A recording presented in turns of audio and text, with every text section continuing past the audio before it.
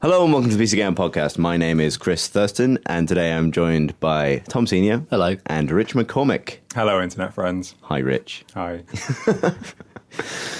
Gentlemen, if you were an element from the periodic table, or indeed just an element, I know my answer already. what would you be? Rich, you know his answer already? If I wanted to wait, I want to hear Tom's first, so you can pick the same one. I've always liked potassium. That's a good one. Because I like the symbol K and how the distance between the periodic symbol and the actual element itself. You And don't also even have a potassium is silent kind of, K. it's a combination. Potassium is kind of helpful. It's in like a little bit of it's good for you, but it also catches fire brilliantly. It kind of like sparks to life. It's really bright. Mine's similar to that in some ways because it's also a base metal. Is that what they're called? The 7 covalent shell? I'm channeling my GCSE chemistry here really badly. I would like to be sodium because if anyone ever asked me to do anything, I could lift up my T-shirt and show up my symbol, which would be nah. So I wouldn't have to do it because I'm a very reactive metal. You're both reactive and metal. Yeah, exactly. Sort of. That's what I like. It's good. What would you be, Chris? Neon. It's very good. Inert, though. Yeah, I am pretty inert. I'm pretty inert except when I'm glowing. Yeah, I suppose. If we pump electricity through you, yeah, put you exactly. in a tube, you'll be fine. Electricity in this place being described as too much sugar, Yeah. basically. We do put you in tubes quite often as well, and you do Yeah, go funny colours. true. So there we go. Truer words have been spoken, and hopefully will be. Tom, sorry, I didn't mean to ambush you directly. That's quite all right. Yeah. What have you been playing on the personal computer, or indeed otherwise? I've been playing lots of little sessions, lots of different things. So today was Call of Juarez Gunslinger.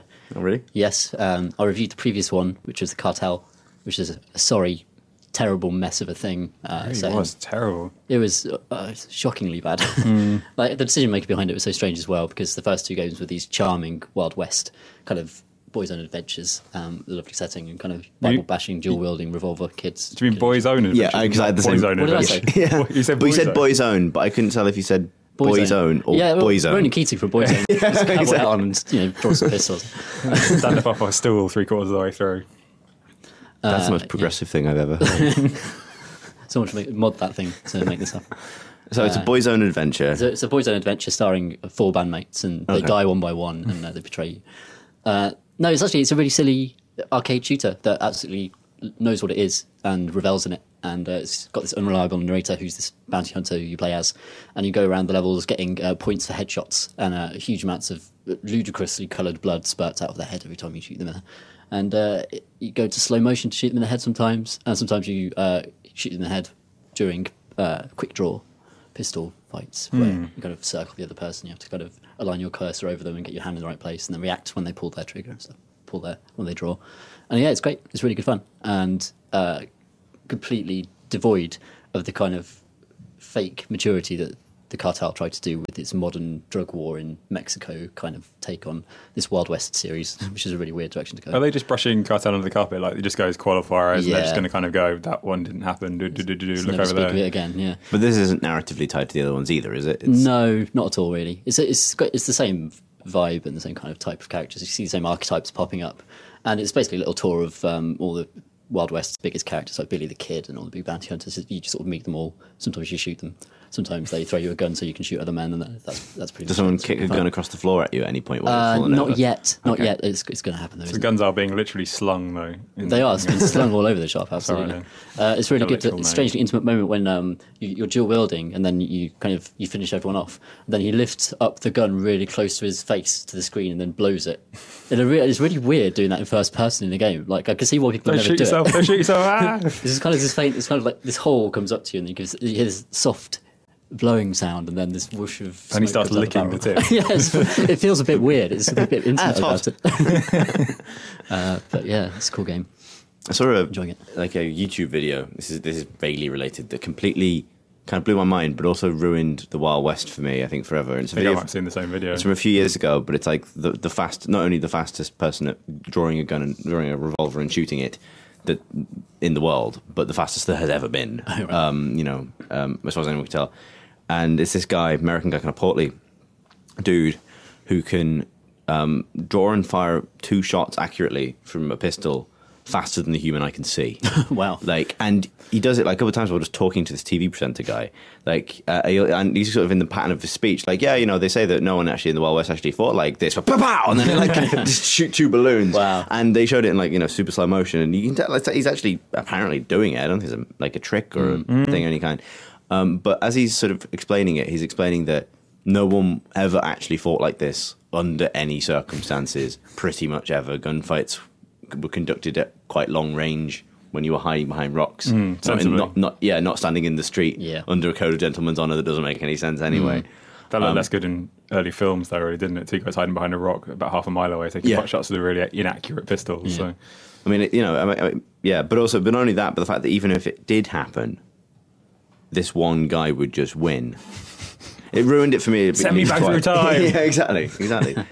You know, but he was obviously kind of. I'll put a link in the show notes. He comes across kind of like a gun nerd, basically. Yeah. Like with one amazing talent for firing guns really quickly. I thought he was really good at, like, his whole patter was really well rehearsed. Like, he was like, you'll see that I didn't do the thing, and then he shoots them, and he actually believe it, don't. But it's like that kind of made me think that, like, the sort of legendary cowboys, you know, the legendary gunslingers that would no one would want to fight because they'd kill you, probably wouldn't be these kind of like gruff guys with a scar over one eye and you know, sort of like they'd be behind a rock on that mountain. Yeah, no, they'd be the gun nerds. They'd be the kids who sat there in the back garden and practiced all day. Wasn't it meant to be that, like, most of them just shot people in the back? Like, the reason they were famous because they go into a new town. If some guy kicked off with them, they just shoot him in the back of the head while he was in the poker game, and then they went away again. Yeah. It's kind of rolling through town, just killing people who might kill them, which is probably, you know, a sensible way of living, I guess, if you're going to get shot any time. I just made a face for the benefit of people listening. If you don't want to be killed, and if you're famous for killing people, shoot them first. Yeah. But Gunslinger's all right then. Yeah, It's pretty good. It's also like £12. Which is what else is on your smorgasbord, to use a naughty word? Graham hates the word smorgasbord because, as he points out correctly, that, you know, it's actually just a wooden board with a selection of cold meats on it, which basically very rarely applies to games. But Eurovision has just happened, so it's in everyone's head, and there's the brilliant smorgasbord song. Which true. That was good. I saw a real one in Sweden as well. A smorgasbord in the wild. Oh, a wild smorgasbord appeared. Yeah, he was running down in the field. Swedish man jumped on it and stabbed it to death. And they ate it. What else is in your cold meat selection of games? I've been playing cold meat, that is Metro Last Light. Right. Which I've absolutely loved playing. Way more than I thought I would. Much, much more. But I've so sucked up by the ambience of those tunnels that sucked into those tunnels, so to speak. And I've been really enjoying it. Also, like, it has spider caves that properly shat me up. I saw them when I was seeing it before Jesus release. Christ, they're really bad. They're also horrible, really well designed. Spiders as well. Do you hate spiders or not? I had a weird phobia. I played Tomb Raider 2 that basically gave me a massive fear of giant spiders. Understandably so, yeah. But then I've gradually gotten over that over the years, and I'm generally impervious to them. But these spider caves are fucking intense and terrifying. I was playing with like this surround sound headphones on, and the thing is, you're constantly surrounded by eggs that are hatching. Oh god! And most of them hatch, and millions of tiny spiders run out, which is disgusting and makes your skin crawl, but they can't hurt you. Then occasionally a fully grown one will just come out and just like go towards you, and you have to keep the light trained on them, and it burns their skin. And it burns the shell bright red, and they go like a lobster basically, and that's kind of procedural the way that happens.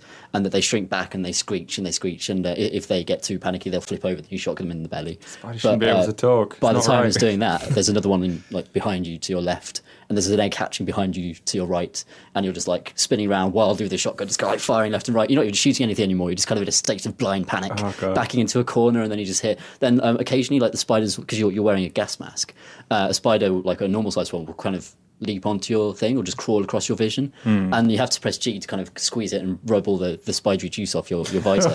And if that happens in the middle of a spider fight, and like this tiny little spider looks giant on your screen, I just have to like reel back and threw my headphones off. It's like fuck, whoa! And I had to stop playing because I was so freaked out by it. But it's brilliantly paced as well. I had a similar experience in real life the other day when an actual spider landed on my head during a thing. I went upstairs and opened my curtains, and I thought I felt something tickling on the back of my head, and then an hour later it's like, something's still tickling, and then put my hand behind my back. I was playing I can't remember what it was, I think Tomb Raider at the time, which is what I'm going to talk about in a minute. like grabbed something hard, and I was like, "What's this?" in the back of my head. And I pulled it forward, and this massive spider fell on my keyboard. And then I did exactly that, threw my headphones on the floor, sprinted out the room, made my fiance pick it up and get rid of it. What was it doing back there on your neck for an hour? I don't know. I had a shower immediately afterwards because I couldn't cope with, because I hate spiders, like I genuinely hate them. And, get that bit. Yeah, I was just... The spider just really wanted to play Tomb Raider. Maybe it is. He's not playing with me. He can play on his own time. I saw a bit one of the spider cave sequences when I was out there to preview it, where at the end you sort of switch a breaker and you can switch all the lights on, which kind of like clears the air because the spiders die in the light. So, it's a way of making the area safe. But when they slam the lights on, I don't know how the spiders can scream, but the fact that they can, you just hear this like deafening screams down these corridors as the entire hive dies. It's fucking horrible. It's like, even though it's the most even though it's the relief, it is literally like at the end of the tunnel that you don't have to deal with anymore. It's not a happy moment. No. Spiders shouldn't have any kind of vocalization options in general, unless they were like, "Hello, I'm a spider. Bonjour. Je suis un grand spider." We could, those mods people make, because Richard Cobbett, who writes a lot for us, is terrified of spiders, genuinely phobic of them. And especially game spiders as well. Game spiders, we'll download mods to turn spiders into other things. Those ridiculous things, like the one that turned the Dragon Age 2 spiders into dogs, that rappel down from the ceiling on ropes. But they're like really badly animated dogs as well, so they just kind of like... Whoop, whoop, yeah. And the Skyrim one that turned them into weird bears. Yeah, but he said after that they ended up getting scared of bears because there's like these 8-legged bears crawling towards him. I find that more scary than I find spiders. Yeah, understandably again. But it'd be great to actually just, if what bothered you about them wasn't so much the actual spideriness, it was the sort of skittering and the noises and the little chittering noises that every game spider makes ever. Yeah. Just replace that with the voice pack, which made them more reasonable. I'm so sorry for this. Yeah, a warning spider. So hello. Just so you know, I'm about to jump down from the ceiling. I might land on your face. I'd rather not have that. I'd rather just not have spiders in general. I think we should just... Tony's got a theory. Tony, our being our production editor, has a theory that spiders aren't of this planet in general. And then apparently there is scientific evidence to prove that there's no evolutionary path for spiders. Everything else has got 6 or 4 legs or no legs. Spiders have 8 and just arrived here on a meteor somewhere just to fuck us up. Not right. I think... That seems like a stretch. I'm not going to lie. But yeah, I mean that would be more interesting than just nature being a bastard. Yeah, evolution sometimes leads to spiders. I can feel that one on my head again now. Now I'm thinking about it. Oh man, it's a shame this seating arrangement is what it is, or else the pranks we played. You mentioned you were playing Tomb Raider, presumably Tomb Raider 2012, 13. Yes, the recent one. And I'm enjoying it, actually. I played it in preview and I wrote a preview about it, and the preview was kind of not overly negative, but I was worried about the fact that all you did really in the first hour or two was just push forward, and you do a lot of that still. And I'm not saying that they changed the game for me, but I think they might have changed the game for me. I think that's probably bollocks. Forgive me. But there was one bit particularly where you climbed up a ladder at the very end of the radio mast, if anyone has played that far. I have, I've finished it. But and with that, it's not spoiling anything, but you're climbing up a radio mast. And I swear it took me 5 minutes of solid climbing in the preview build, and it was just me holding forward and Lara going, "Oh, I've fallen off again!" And we go, "Well, stop falling off then." That's what the spiders should sound like. You just think, if you just didn't fall off, this will be easier and be done with. And it feels like now, when I did it again, I was up there like a whippet. It was straight up. There is still a false fall in that.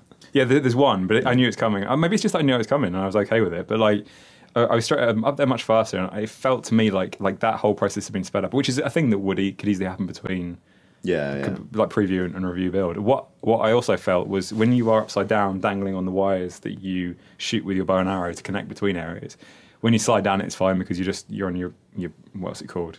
Slidey down on your bow axing. But what's it? The pickaxe. It's the ice axe. But what's it called when you slide down a rope? Sliding. It's not rappelling. No, that's what I thought. It's super roping. Weeing, I think. Not weeing. It's not weeing down the rope. No, it's not. But yeah, anyway, that thing. Rope sliding. Rope sliding will do. Ropey axie sliding. That thing's fine because obviously you go fast when you do that. But when you go the other way, it looks like the animation frames have been sped up. Like it looks like you go faster because you're doing that. I wouldn't be surprised if they had made it pacier. Yeah, and I imagine someone at some point has gone, actually, this is really fucking slow to have to do this so much and have to do this all the time. And that, for me, is much better because you're you are actually doing things. And I was really worried that it was very not. I'm not worried about being linear so much as it is just a straight line. Like the fact you're only pushing forward. I don't mind a corridor, but let me like wiggle around in the corridor. But there's not even a corridor. Yeah, I just want to wiggle in the corridor basically. But it's not a corridor. There's a lot of open space, and there's been many times where I've sat there going, "Oh, I could go this way, I could go that way." And even if it's not much of a difference in story, I feel like I have the space and the opportunity to do what I want with. I mean, I've spoken about this game so much on the podcast that I'm not going to actually like offer the counterpoint, because you can listen back to a few episodes and have the exact counterpoint after that. I like the game. I didn't find that freedom meaningful at all. No, I'm not sure. Because the active interactions are so binary. I think for me, it's just purely become. I was expecting it to be so like playing that preview build. I was so worried that it was just going to be like Night Trap. Yeah. Basically, well, Uncharted's worst bits. Basically, the thing I like Uncharted. I won't say I love it. I like Uncharted because it has a sense of itself being a romp and fun, whereas Tomb Raider it takes Uncharted and grinds all the fun out of it and makes it into Nathan Drake gets really beaten up. And that is pretty, he gets beaten up in Uncharted, but he's laughing and Lara's not laughing. And I think without that, it could easily be just grim, but because there's a bit of freedom in the motions and things you're doing, I think I love the landscapes. I think the moments when you come out of those big landscapes and you get to explore are genuinely really cool. It feels like you say, like there's no meaningful interaction. There's meaningful interaction, but there's no meaningful choice or anything like that, or any kind of interaction with the space beyond. I can just go here and look at this, and then go here and look at this. But that for me is better than the alternative could have been just climbing up that ladder for the next 8 hours, which would have not enjoyed as much. I'm also playing it as a aggressive vegetarian again, not killing any animals despite being told to by everything. So. Yeah, although actually you get very little from killing those animals. They keep saying like, kill all the animals, go on, kill them, it'd be funny, kill them now. And then you don't actually seem to get, I never get hungry. No, but like the things you get it's just XP, and the things you unlock for XP is the ability to get more XP from doing things. So there's no reason. There's just if the game requires you to have an unlock to progress, it will give it to you. Surely as well, like the GPS caches, you should have it so the deers have eaten them and shit them out or something, and you need to kind of kill the deer to root around their stomach to get a GPS cache out if you're going to have them, rather than just what? Wait, what? Like the animals. I can just imagine you tutting at that game design decision. Like this could have been more. This could have been a poo moment. It could have been a moment to draw attention to that animal's poo. You don't mind fetch quests as long as they've gone through an animal first. Essentially, yeah. Like you have the systems of the animals, this ecosystem where you're supposed to be killing them to do stuff. That, like Chris says, only exist to give you more numbers. That exist to give you more numbers. That exist to give you more numbers. And then you have collectibles. Like tie them together rather than just having the deer snuffling next to a GPS. Maybe if you want people to kill animals, as you apparently really do, because everything is go on, stab it in the face. It'll be fun. I think I mean I was thinking about this after the last conversation we had. I think rather than a collectibles system, because I'm not a huge fan of collectibles in games anyway, partly because of my completionism, but I love time attack and high scores and things. And the previous Crystal Dynamics Tomb Raider games did have like gold, bronze, silver medal ratings for completion of missions, which took in the time you took, amount of damage you took, how many secrets you found and things like that. They're the ones in like the early Xbox ones, like the Legend anniversary. Like, and I really like Legend for that. Like Legend was the first. I think I mentioned this before. The first Xbox game I ever got every single achievement in, because I gold ranked every mission in it, and because I like going back and redoing them and learning the most effective ways of doing it. Yeah, and that's what gets lost when there are those forced falling down now bits, and you know what I mean. Like there's no doing it better. Yeah, there's no not falling down. I just spent a lot of time just shouting, just stop falling over. Like if you just stood still, she does fall over a lot. Stop falling over. Just terrible vertigo. Yeah, I've been playing Tomb Raider. I'm quite enjoying it. I've also been playing StarCraft, but that's probably going to be. Have you played any Tomb Raider multiplayer? No. No one has. No, not really. I think it's got all the DLCs multiplayer, isn't it? But yeah. There's like some skins for the single player. It sounded like a nice idea, but Andy Kelly, who did a preview for us, I think at one point, previewed it and said, it's a really interesting concept that no one will ever really be playing. Yeah. When I played it, it was. For review, there's lots of like environmental things that could be cool. Like being able to collapse rock bridges and blow up parts of the map to kind of kill enemies and things. But no one does them because it's much more effective to just to snipe with a rifle from a distance. It's the problem with I think a mouse and keyboard as well. It's hugely accurate to just hit someone across the map. Massively laggy as well because it's not dedicated servers. It's host based. Okay. Like a match-made console shooter. So it's massive amount of rubber banding and abandoned matches and stuff like that. Yeah. What have you been playing then, Chris? Well, the only game I play anymore is Dota 2. So, and I talked about it last month, it was pretty much last month. Sorry for the delay on these podcasts, by the way. We've been very, very busy, and I've been away. I've been away talking about Dota 2. So, rather than talk about Dota 2, I thought we could talk about something we've actually all seen that we can talk about that we haven't talked about on the podcast before. And that's the Oculus Rift. Oh, yeah. Which I've now used, and you both have used as well. Yeah. I think all pretty much the same thing.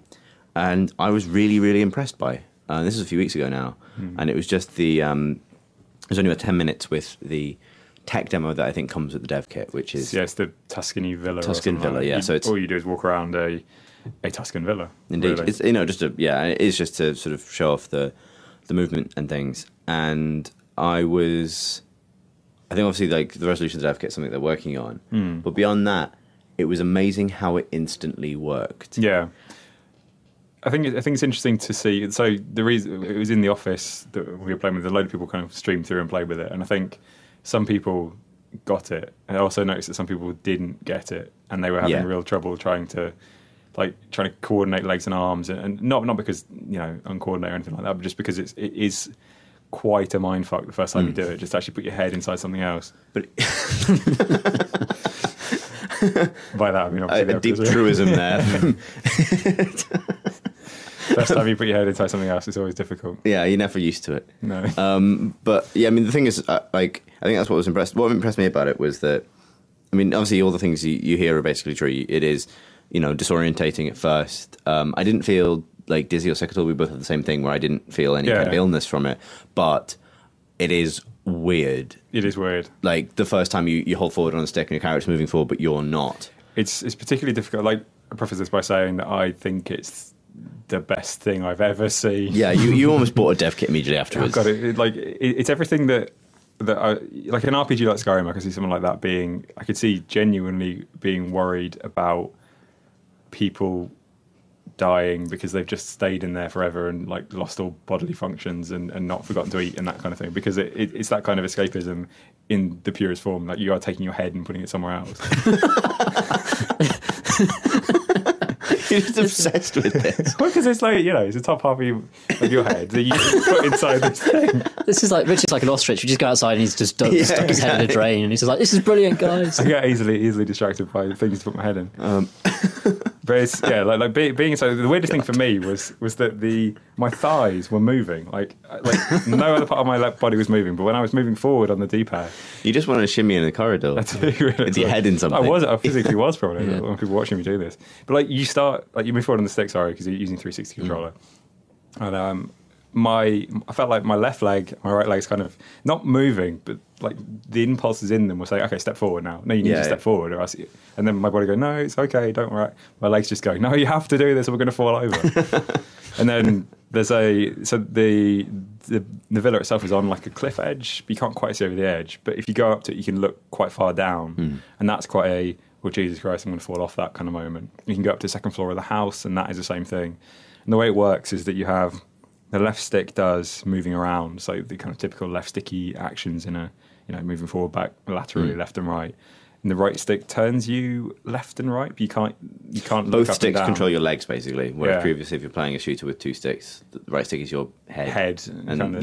But your head is now your head. So and your head is in a thing. And the weirdest thing for me wasn't the fact that your head was in the thing. It was the fact that I couldn't use the right stick to look up or down. So I was like, I need to look up at. Wait, I can just look up at that. Yeah. And like actually kind of like pushing the stick up and then go, oh wait, I have a head for this kind of thing. And then looking up. I said this before, but for the sake of like videos of people using the Oculus Rift, rather than have that kind of like split shot of the two screens from the Rift, with a little inset shot of someone wearing the Rift, which is what they usually do.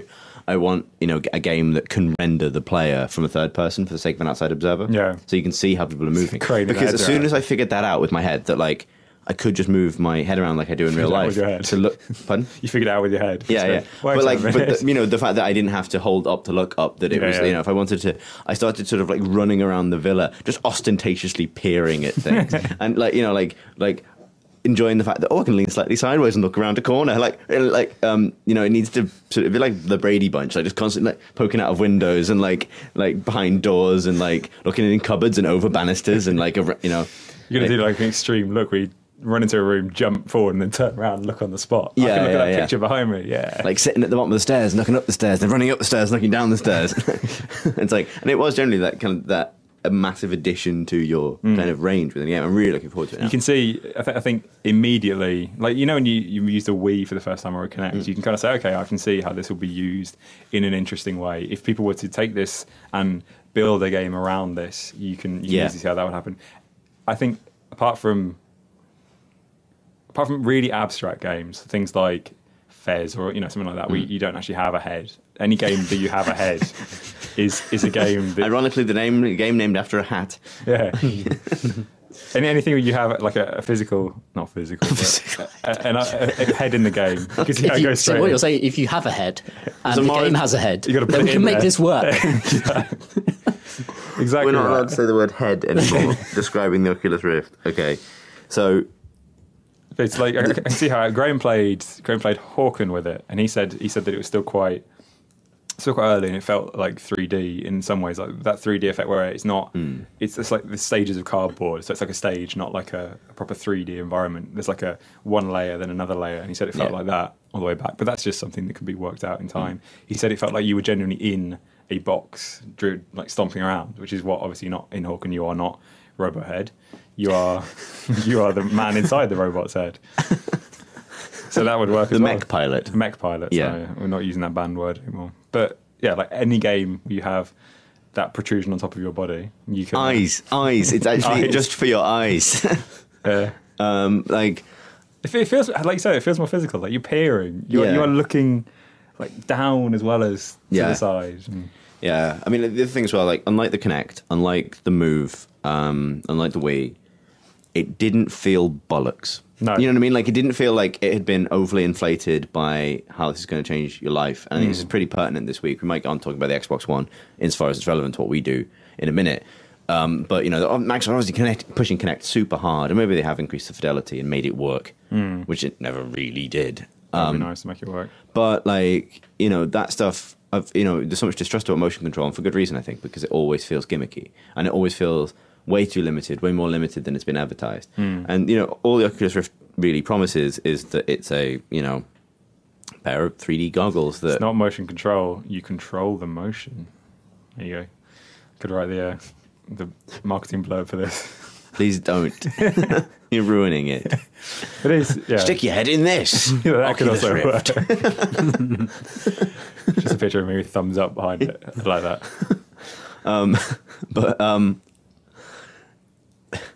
The reason for it is because unlike those systems where I was almost the first time I tried them, I felt almost immediately like I kind of had to be charitable. Like, oh yeah, I can see what someone could do with this, or oh okay, yeah, it does sort of work. If Nintendo make a first party game and spend 4 years making this, maybe the Wii, okay, Yeah. See, maybe, with the Oculus Rift, the first time when I put it on and played it, I went, oh okay, this works. Yeah.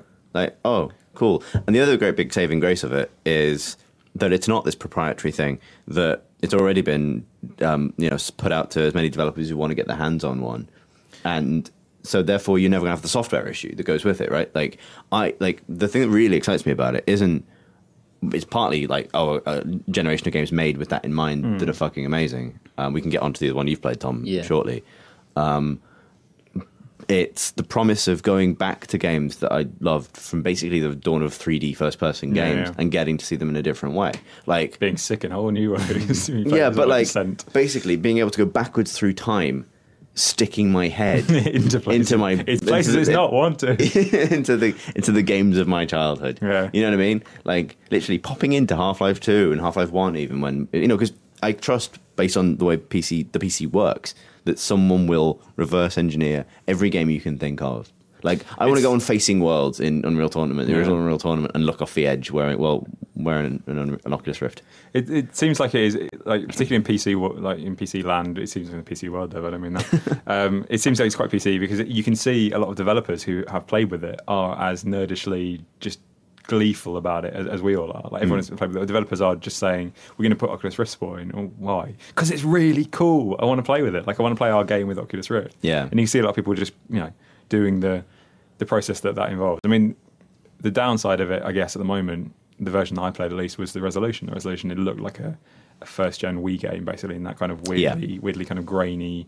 You could get the idea of what they're trying to say, but the textures were weak, and it looked kind of 600 by 480 quality. But this is an early dev kit, and it's something that apparently it's their first thing they're going to work out as well. So, yeah, Tom, you have done much more than Oculus Rift than we have because you've flown a spaceship. Yes. I played the first game that's been built as a game specifically for the Rift and doesn't work on screens. It's just, it only works if you stick your head in it. And it's a spaceship dogfighting game created by CCP, who are the developers of EVE Online. And they've ported a load of EVE assets, or the EVE ships, into Unity and then created this multiplayer dogfighting game that happens around a battleship. And yeah, oh man, it was fucking amazing. You start off and you're inside the cockpit of your little space fighter, and first thing I do is I look down and you see your fake pilot's body underneath you, and the shoulders of the body are exactly where your shoulders are, and your legs are stretching out in front of you, and you've got these fake arms, and that is like one of the weirdest little sensations I've had in my entire life. This feeling my body and that thing just kind of slightly failing to kind of overlap, my limbs being in slightly different places. That kind of disjointed feeling was really, really odd. But the best thing about it is obviously you're in a spaceship, and you start off inside like a launch chute, which stretches out before you. You uses the 3D really well, so you see the whole. It's like Battlestar Galactica, where you get fired out these massive tunnels. And it's like it's bright red, and there's kind of alerts, kind of sirens going off, and the kind of rotating red lights, and then you kind of know something fucking awesome is about to happen. There's this countdown when everyone's ready, and then when it reaches 1, all the brakes go off, and you just shoot down this rail, and you just get vomited into space, just down this. It's like being shot out of a glittering bright red anus in the most beautiful way you could possibly imagine. Putting my head in places with that. Put your head in this and be shot out with a space anus. Oculus Rift. So you get kind of like spunked out at the end of this thing, and this has gone really confusing really quickly. Spunking anus. But then you're, oh god, you're in the wild. I'm really, really sorry. Tom's description. Spurted, maybe that's better. It's not better. Made it worse. And then suddenly you're in space, and then you suddenly, from being in this confined environment, you suddenly have this vast feeling of the open area around you, and you can look directly up because the whole canopy is see-through, and you can just sort of see like hardened ice on the outside of it to slightly distorting the vision. And I looked up and I saw like my wingmate above me just kind of flying across my vision, and I just sort of followed them with my head, and it was just.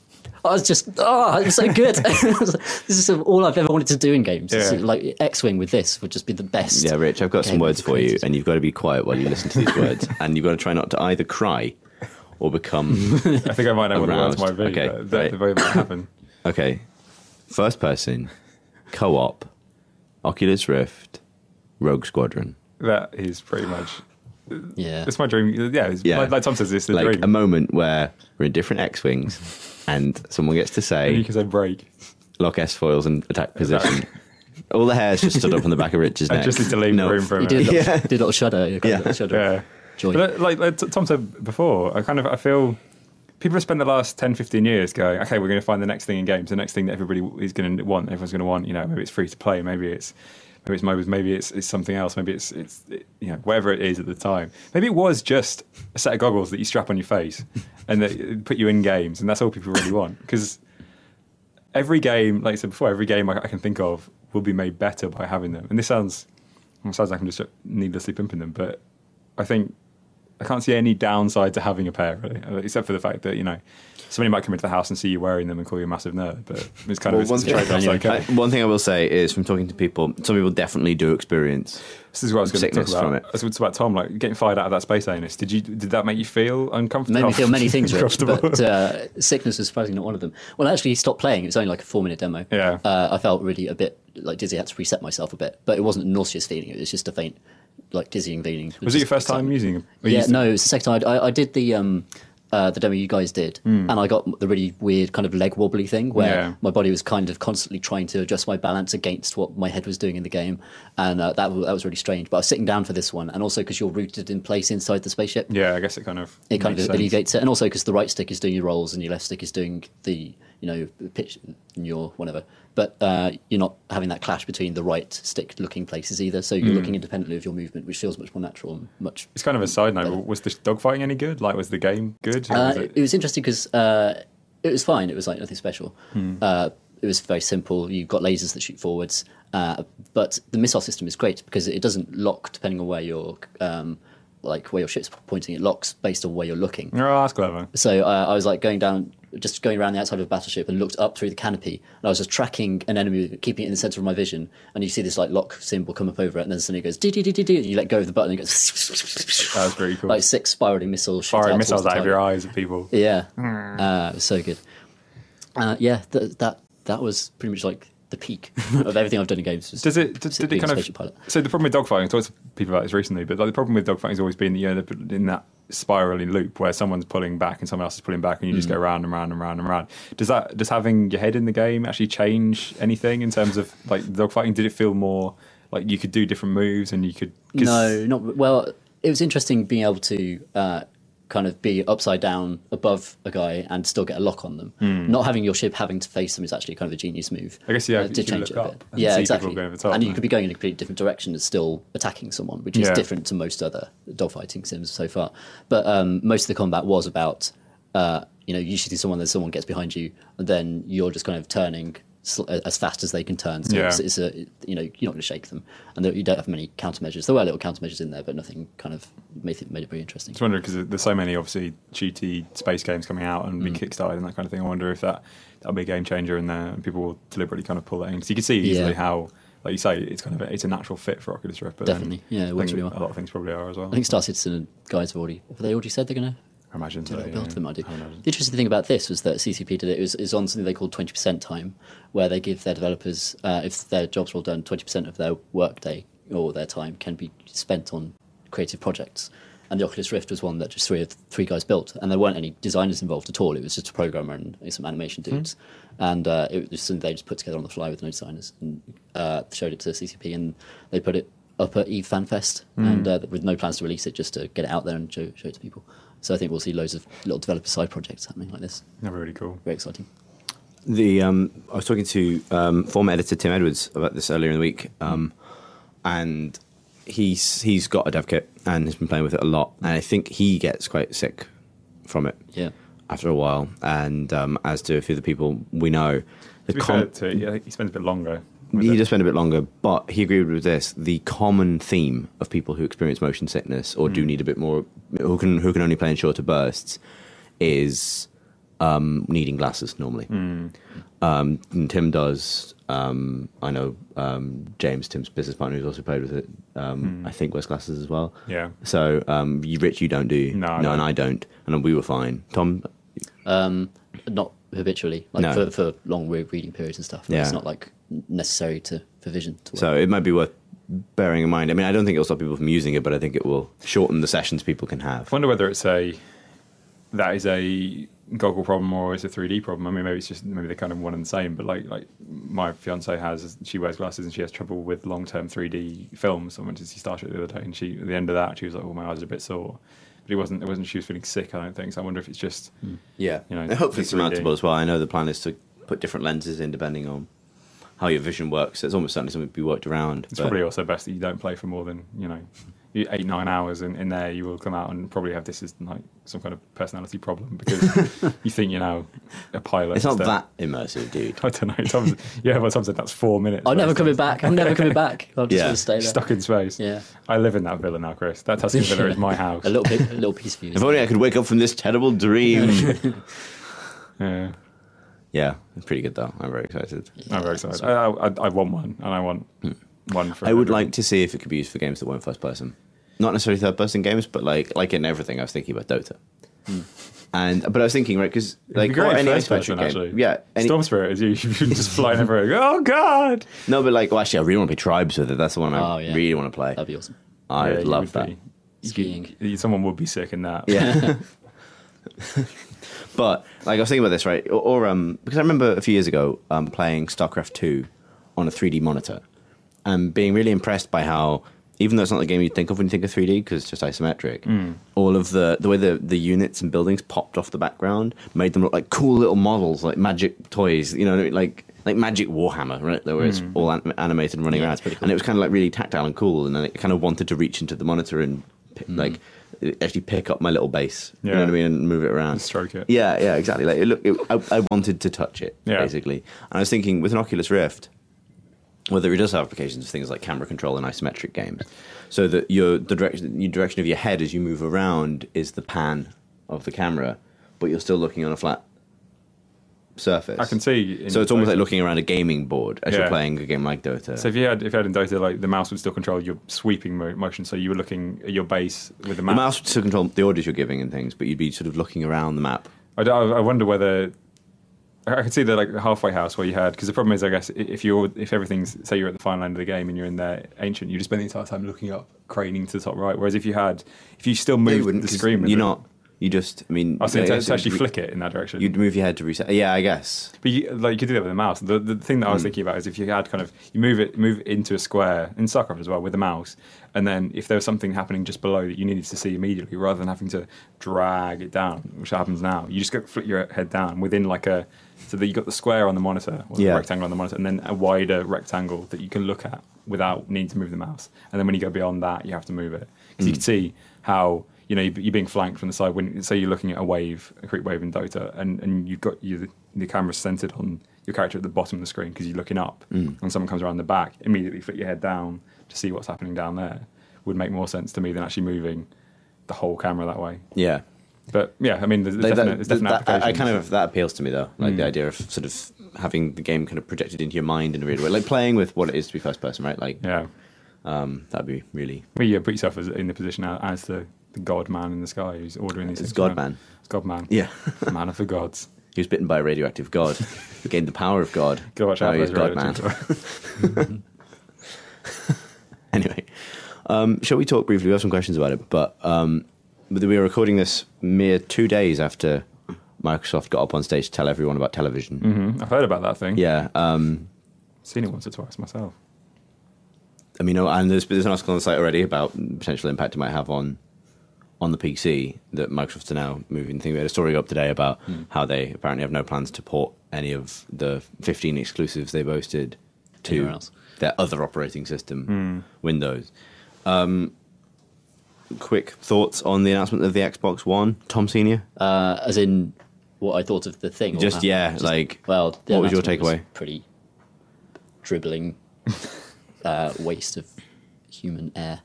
So for people to talk so long and actually reveal so little is amazing to me that it's physically possible to do that. Even from the television multimedia perspective, I kind of dig that stuff. Like, I want a thing that will do interesting things in my front room regarding television. But they talked about it for so long without even telling me why I would want it for that. Like, I have no idea what it does as a TV thing. Just remote control. It changes the channel for you. Apparently, but it can't just be that. It must be recordings. I don't know. I don't know. After they're going to go with that focus to spend so much time on it without actually giving any solid details whatsoever. It was just corporate rhetoric, just astounding. Just heaps and heaps of it with no direction, and it was a confused and disappointing conference. And that's not even from a gaming perspective. From as a gamer, it was a disaster. Yeah, it was a disaster. Yeah, yeah. You can see. I think the problem fairly early on when they came out and they immediately said we're going to have a lot more at E3, and from then on it was always going to be shit, this is just going to be some kind of bad thing. But the focus is obviously going to be now. They're not chasing. Well, the idea is that they're not going to be chasing Sony and Nintendo. They're going to be chasing Apple, and they're going to be preemptively striking against Apple. And I think that was their intention. And I imagine within Microsoft's high-level marketing meetings, that was brilliantly signed off by someone, but they didn't kind of realise that they were obviously aiming at the people watching and more likely to be gamers than Apple shareholders. They invited the gaming specialist press. Yeah. They didn't Wired got a look at it, but for the most part, it was gaming press they invited to reveal their Apple products. It's just kind of so they clearly this will be part of their overarching strategy to do that, but they're not targeting the right people, and not talking to the right people about it. You can see. It is most likely you can see within the company, like a company that big, the different things pulling different ways, like the different teams pulling different ways within the company to say, we want this to be this, actually we want this to be this, actually we want this to be this, and 3 or 4 teams fighting over what it is going to be, and eventually someone winning out and saying that no, we need to focus on TV this time because that is the main market. I'm sure, I'm not I don't think it's going to come out at E3 where actually they're still going to have TV focus. It's just a very garbled, misjudged message that they put out originally. I think they'll still have the same amount of games, and they'll still probably be fairly similar in the way it works to the way that the PS3 and the Xbox work together. So they'll both be gaming machines where games come out on both, and there's not really much of a difference between them. But the first reveal that he did, yeah, like you say, it's just mismanaged, I think. I don't see the point in like if you're going to reveal the conference ahead of E3, so close to E3 as well, then you'd thought the intention would be to let's get the hardware stuff out of the way, so the games, that are coming out will get their spotlight properly at E3. But they still talked so little at both conferences about what those devices actually 8 billion transistors. Yeah, a measure no one has ever mean? used to gauge computing power. That's right. Ever. Yeah, like you might as well talk about how many grains of sand are in the silicon. Like it doesn't mean anything. So we didn't even get the base. Yeah, it's spec 8 core something. Who knows? I would imagine that's probably partly to do with the fact that they haven't probably nailed it down yet. I mean, the problem with the Xbox, supposedly, the 360 was always the red ring problem was supposed to be because they changed the spec at like 2 months beforehand, and everybody else went, we can't do that with the same efficiency, and they went, I'll just do it anyway. That's why Eurogamer have done well, kind of chasing people down to ask about, saying, is it going to have the same problems again? And we're confident it's not, but people have taken the wishy-washiness on specs to mean they haven't actually got the specs yet, which is really fucking worrying. Yeah. People are developing for that thing. And I think the root of my problem with it, for context, I watched it in an event. Unfortunately, I'm embargoed to hell in the moment, but in a room full of games journalists, about 40 odd people, and so obviously there's a lot of jeering. And unfortunately, I had agreed beforehand to drink on the word living room. The word connected and the word experience, and I did not have a very comfortable morning the following day, put it that way, because I think at one point someone actually does say connected living room experience. Full bingo. Yeah. So that was my mistake, but Microsoft's mistake, and there many, is thinking about it really hard. Like it's super brand focused, but brand focused in a way that is very non-specific, right? And entertainment focused again. With a concept of what entertainment is that is so general that I can't believe it relates to anyone. It feels like they've got a very very specific idea of their demographic, right? It's college age Americans who want the NFL games, the Call of Duty, and Skype and whatever Netflix, all in one box, and Netflix and things. So obviously the first problem they've set themselves up for was it was so American centric. That if you're being super generous and you say, well, they have NFL in the States, that means they'll have a football sponsorship everywhere else, then that's fine, but that's not what they said. That's one problem. But two, that's only a very small subset of people who consume entertainment and the type of entertainment they consume, especially if they're trying to widen the entertainment market, and especially if it's given that it's a closed platform and the people having their things highlighted will be at Microsoft's discretion. The great strength of the PC is people get to choose proportionally what it's used for and what weight is given to what, because there is no curation. Like, you choose when you build or use your PC how much of that time and resources dedicated to games, even if you simply think of it in terms of storage, or at least how you choose to divide your time between games, work, social media, and film and TV. Having a system in the living room that's so closed, it doesn't matter how broad it is, there's no way it can fit everyone. Like the template they've drawn out for how you will spend your time is, I find it almost patronizing in the extreme. This kind of notion that you want that's how you want your living room to function. Let alone the other problems of having a box that always listens to you. Yeah. Did you hear the amazing stories about people who were trying, because they streamed it through the Xbox Live, right? Yeah. Like people who were watching the conference on an Xbox and it to connect kept getting booted every time a Microsoft executive on stage said Xbox anything. Yeah. Which, the problem's implicit to it. Also, the name. I can't believe I've got through talking about the name. Well, yeah, the X-Bone. The X-Bone. The X-Bone is what it's now called. But there was I appreciate if you're listening to this, you're a PC gamer, and therefore probably we maybe wrap up ranting Microsoft errors. But it is Microsoft, right? Yeah. It maybe speaks to the whole, especially speaks to Windows 8. So, I was at this thing, and then during a demo for a game, a phone started to get passed around that had a tweet on it with what appeared to have been a genuine leak from the conference that was coming up in the evening, which was that the console would just be called Xbox and blah, blah, blah, blah. And this got passed around, and people were like, oh man, because that sounds accurate. And that sounds like it could be real, especially because it actually subsequently turned out that on the box itself, I heard this on the Idle Thumbs podcast, the actual on the console itself, it doesn't actually say Xbox One anywhere. It just says Xbox. And that sounds like it might have been right. You saw on the trailer there was a very slightly leaked trailer for Call of Duty Ghost that just had, at the end of it, had an Xbox symbol rather than an Xbox 360 or anything like that. So. Yeah, and people passed that around, and I asked a PR man, a senior PR man of this industry, if that meshed with his knowledge, because most people, certain people did already know, from various pretty things. And he sort of gave me a look and didn't answer the question. Damn. But everyone was kind of expecting that's what was going to get announced, right? Like, not the best name in the world, but they dug themselves in a hole with the name 360, yeah. So what were they going to do? And then the moment they said, like Don Matrick said, introducing Xbox One, entire room burst into shocked laughter.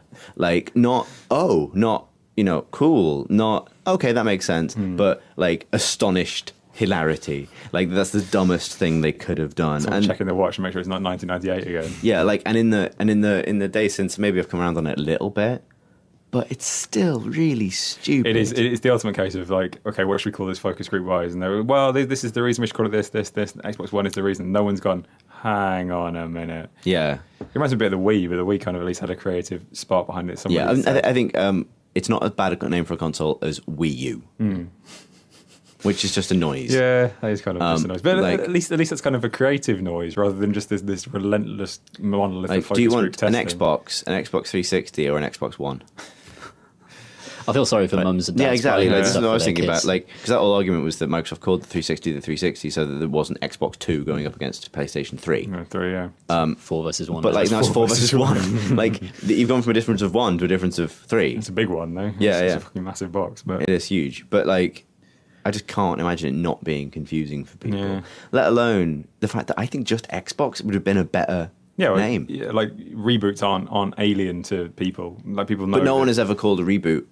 No, they didn't call the new Tomb Raider Tomb Raider 1. Yeah, exactly. Like, that's what I mean. Like, they could just have called it. They could just called it Xbox. I think it would have been fine. they could have called it the new Xbox, and I think that would have been genuinely a that's better what Apple name. did with the new iPad. iPad. Yeah, It's just the iPad. Like, you're launching know, a flagship of iPad. Because then what you're saying is, okay, what we need to do is we just need to strip it back. The numbers thing is kind of a bit crazy. Like, what will people think of this as? They'll think of it as the new Xbox. So call it that, and you sound like you get it. Yeah. Whereas if you call it Xbox One, you sound like you've thought about it so hard that you've come back full circle and done something stupid. Yeah.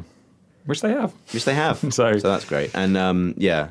Like, I think the interesting thing you're saying as well about go back a bit to talk about that mythical entertainment consumer, the person that consumed entertainment on this kind of very skims the top off everything rather than actually liking anything. I mean, like, people like stuff and they don't like everything. Like I like the NFL, which makes me kind of one of the few people watching this thing in the UK who was going, oh, this is actually quite cool, the fact they've got the NFL license.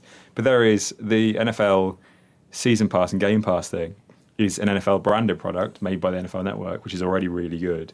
That is a probably similar price. You can watch on your iPad, on your anything, any device you have, you can watch up to 8 games at the same time on the same screen. Tap one to hear the sound. Like, it's a really slick, really well-designed product. It's expensive, but not as expensive as buying a new console. And if you are a fan of the NFL to the point when you genuinely are getting excited about a new console that has the NFL as part of it, if you were to see that and say, oh, cool, the NFL really wants something that does that, you'd already have Game Pass, you already have Season Pass. And you're getting something then that does 5 things you like badly when you have 5 things doing things, 5 things you like well, and you can't be that top level community for everything. You have to be, you have to say, okay, some people are going to like this, some people are going to like that, we're going to place our bets on this and that. I mean, like, I like football, you like playing games, we both like playing games, but you like different games. We can't necessarily have this top level that gives you a couple of things about the games you like, me a couple of things about the sports I like, and somewhere in the middle we're both not quite happy with it. This notion of and this is what I was talking about, you kind of on a PC you determine the proportionality of how your time is spent. I can and watch how much Twitch and the resource that supports it. Yeah. Whereas this notion of entertainment as a thing is just weird. Like, what I was going to say is that obviously the arguments will come around like, oh, it's not for us, right? Like, it's not for hobbyists, and we write for the most hobbyist platform there is, the PC. But all games are still a hobby for a lot of people, especially core. And maybe you make the argument, it's not for core. I don't think it's for anyone. No, because I don't think really you can make a different distinction. I think everyone is, as you say, everyone is a fan of something. And like, even I was just thinking about, my mum watches a lot of TV, right? Like we've got Sky or whatever at my parents' house, and she watches a lot of TV, but she's fans of specific things. She doesn't watch everything that is on the television, and she doesn't want to watch two things at once, and she doesn't want to be on the phone while watching something, and she doesn't want to be using the internet while watching something. She wants to watch a thing, and she really likes crime dramas. So, maybe Xbox will announce a partnership with me, and they'll have a crime drama channel. That's great, but it's not going to make my mum give up DVDs and Sky. It's already there, which both specifically answer that question rather than. Yeah, like you can make the joke that the entire conference was like television, Call of Duty dogs. Yeah, no, television, sport, Call of Duty dog. Yeah. Right, but television, sport, Call of Duty, and dog only overlap in one very specific demographic. Right, so the answer dogs. Yeah. Dogs are in all of them. Yeah. Young dogs in their early 20s are at college. Right. College dog. Yeah. College my favourite film of all time. Yeah. Airbud. Oh, God, yeah.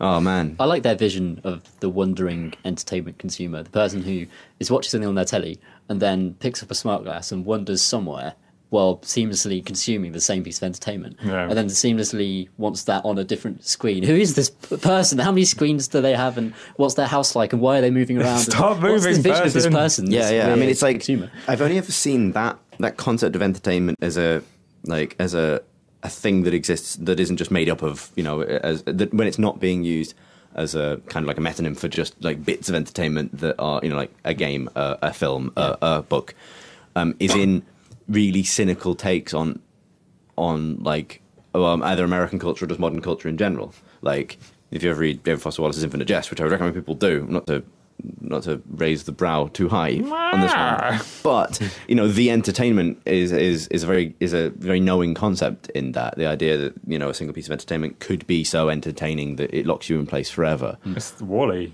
to bring the eyebrows back down again. It is a bit like Wall-E or David Foster Wall-E. Yeah. I can start talking about space aliens. That's some kind of gift right there. Yeah, okay. But like when the fact we're getting the chairs and everywhere they go, the screen just keeps moving and it keeps showing them the same thing no matter where they go. And it's that kind of thing. It's always a cynical position, right? Like it's always, this is, maybe there is more to life than this, or maybe we need to be critical about the role this plays in our lives, in any sense, and like, but also it's a doubting position, right? Almost all of those narratives, I mean, to an extent, will include an element of, even if this isn't the point they land on, that people are actually not satisfied by this ultimately. There isn't such a thing.